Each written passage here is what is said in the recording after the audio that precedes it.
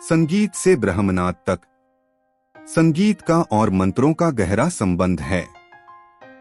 जब इस सृष्टि की रचना का प्रारंभ हुआ तो उस समय एक भीषण शब्द उत्पन्न हुआ, वह था। इसी से सारी सृष्टि बनी है। आकाश ही शब्द का आधार है। संगीत में रागों का बहुत महत्व है। हमारे ऋषिमुनि वेदों की ऋचाओं को रागों में ही गाया करते थे। राग का परा व अपरा दोनों से ही संबंध है, क्योंकि राग के गायन को सुनने या गाने के परिणाम स्वरूप मनुष्य अपरा से परा में चला जाता है, और परा का अर्थ है परमात्मा। नाद से ब्रह्मा तक पहुंचा जा सकता है। मंत्रों का सृजन शब्दों से ही होता है, और सभी मंत्रों में सर्वोपरि शब्द है। श्री गुरु ग्रंथ साहिब जी में एक ओंकार की महिमा है। भगवान शिव को नटराज कहा जाता है, नृत्य के देवता। माँ सरस्वती वीणावादिनी हैं, तो भगवान श्री कृष्ण को भी नटवर नागर कहा जाता है। इनकी बांसुरी सभी का मन मोह लेती थी। हमारी सृष्टि में संगीत, कला, चित्रकारी का बहुत महत्व है। हमारी ऋषिमुनि ध्रुपद घमाज में वेदों की ऋचाओं का सस्वर पाठ किया करते थे।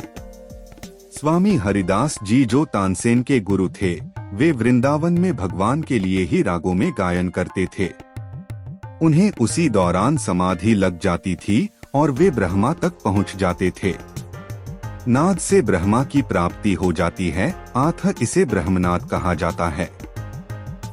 वृंदावन के वनों में दूर दूर तक बनी झोंपड़ियों व आश्रमों में भी कई संत महात्मा रागों के गायन के माध्यम से भगवान श्री कृष्ण व मां राधा की स्तुति करते हुए मिल जाएंगे। समय के अनुसार वे रागों का गायन करते हैं और मस्त रहते हैं। वहाँ अपूर्व शांति होती है। मेरा जब भी मन होता है वहाँ चला जाता हूँ और उन्हें सुनता हूँ। वहाँ से वापस आने का मन ही नहीं करता है। कलकल बहती नदी के किनारे बैठकर जब रागों का गायन होता है तो वहाँ का वातावरण विशेष प्रकार की आभा और ताजगी से भर जाता है।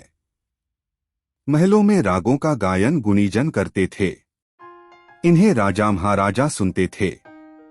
कई गवैये वहाँ नियुक्त होते थे जो प्रथम प्रहर से लेकर 8 प्रहर तक समयानुसार रागों का गायन करते थे, लेकिन अब वो परंपराएं नहीं रहीं और न ही महल रहे। यह शास्त्रीय गायन अब कुछ ही लोगों के पास धरोहर के रूप में बचा हुआ है। बोधगया समागम।